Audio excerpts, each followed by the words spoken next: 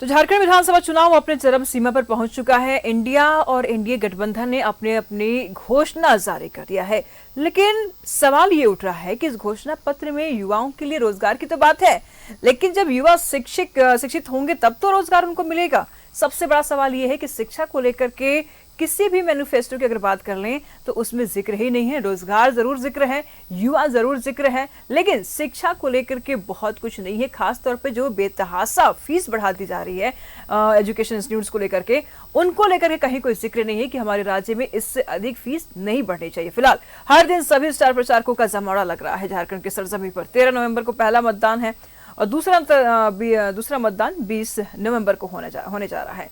ऐसे में इस दौरान पल पल राजनीति बदल रही है। तमाम जानकारी के लिए हमारे साथ जरमुंडी से अमरनाथ जुड़ चुके हैं, उनसे जान लेते हैं कि वहां की क्या कुछ तस्वीरें बयां कर रही हैं। देखिए, सभी पार्टियों का अपना अपना मैनिफेस्टो लगभग जारी हो गया है। जेएमएम ने भी कर दिया, बीजेपी ने भी कर दिया है, कल आजसू ने भी कर दिया, लेकिन युवा एक विशेष तो मुद्दा है ही। युवा को शिक्षित करना भी एक विशेष मुद्दा है। इस मुद्दे को लेकर के कोई आवाज नहीं उठा रहा, किसी मैनिफेस्टो में जिक्र नहीं है। अमरनाथ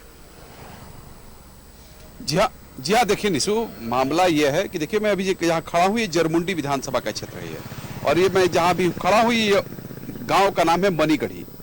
देखिए, यहाँ से कृषि मंत्री जो पहले राज्य के थे, बादल पत्रलेख का ये इलाका है।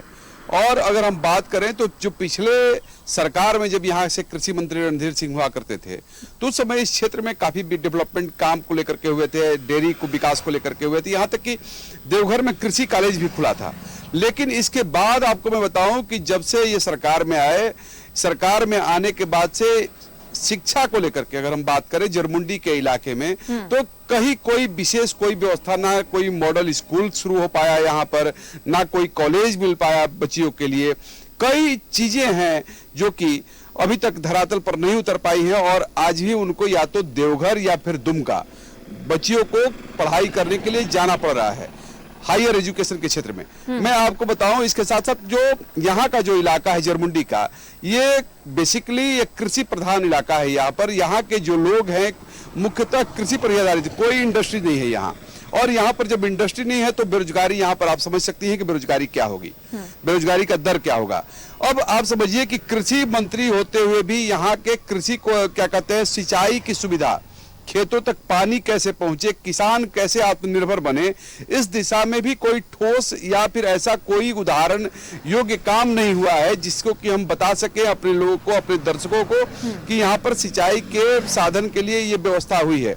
निश्चित तौर पर जो कुछ हल्का फुल्का जो भी काम हुआ है उस काम के गुणवत्ता पर भी सवाल लगातार उठते रहे हैं, चाहे वो चेक डैम का निर्माण हो या फिर तालाब का निर्माण हो। लघु सिंचाई विभाग से भी हुए काम हुए हैं, इसके अलावा जल भूमि संरक्षण विभाग से भी काम हुए, लेकिन सबके गुणवत्ता पर सवाल। और ये तथाकथित बताया गया कि कोई एक खास गिरोह हुआ करता है जो कि इन सभी क्षेत्रों में आकर के वो काम करता है और अपने जैसे तैसे काम किया और उस बिल को बजा लेता है। तो कुल मिलाकर हम कहें तो धरातल पर जो काम जिससे कि किसानों को फायदा हो वह नहीं हुआ है। कोई ऐसा मॉडल स्कूल या मॉडल कॉलेज नहीं बन पाया है जिससे कि शिक्षा में सुधार हो, कोई इंडस्ट्रीज यहाँ नहीं आ पाई जिससे कि लोगों को रोजगार का साधन हो। तो कुल मिलाकर हम कहें तो शिक्षा हो, रोजगार हो या फिर किसानों के लिए सिंचाई की व्यवस्था हो, तो तीनों का तीनों ही क्षेत्र जो है लगभग कहिए कि अकालग्रस्त है, तीनों का तीनों क्षेत्र। जी अमरनाथ, वहाँ की लोगों की अगर राय जानना चाहेंगे ऐसे में, तो शिक्षा, विकास, देखिए राजनीति तस्वीरें अलग चीजें होती है, लेकिन धरातल की जो तस्वीरें हैं वो आप साफ तौर पर देख पा रहे हैं। इस वक्त ग्राउंड जीरो पे हैं आप, और ऐसे में आम जनता की क्या कुछ राय है। मैनिफेस्टो तो पिछले बार भी जारी हुआ था जब चुनाव हुआ था, क्या उस पर काम हुआ, क्या उससे जनता खुश है? देखिए निशु, कल भी मैं इस क्षेत्र में था और आज भी मैं उसी क्षेत्र में हूँ। संयोग से मेरे पास अभी कुछ लोग नहीं है, चूंकि हम रास्ते पर हैं दूसरे विधानसभा जाने के क्रम में। अभी हम जरमुंडी में रुके हुए हैं या मनीगढ़ी में। मैं आपको बताऊं कि जब लोगों से बात होती है तो मैनिफेस्टो को लेकर के लोगों में बस एक ही राय होता है कि ये जुमला है, ये और चुनावी जुमला है। लोग भले ही अभी अपना वादा कर रहे हैं लेकिन इस वादे को धरातल पर नहीं उतरने वाला है जी। अभी आप समझिए कि जिन मैया सम्मान को लेकर के बात हो रही है, मैया सम्मान में लोगों ने कहा कि 1000 रुपया सरकार ने घोषणा कर दी। अब लोगों का सवाल यह है कि जब 1000 रुपया जब आपको देने से किसी ने नहीं रोका तो फिर 2500 रुपए देने से कौन रोक रहा था? इसके लिए 3 महीने का समय क्यों?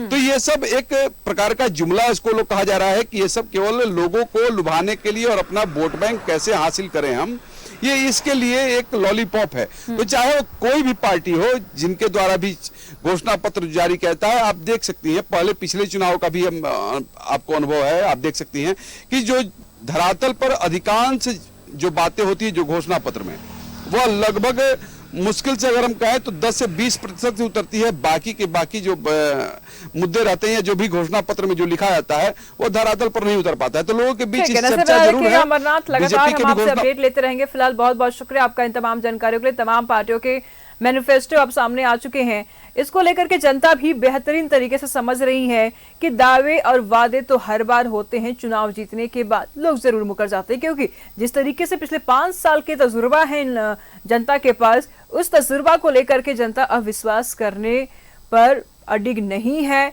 जरूर संशय का भाव है।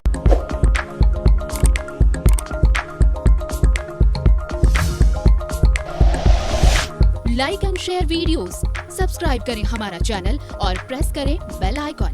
न्यूज़ 11 भारत, सच है तो दिखेगा।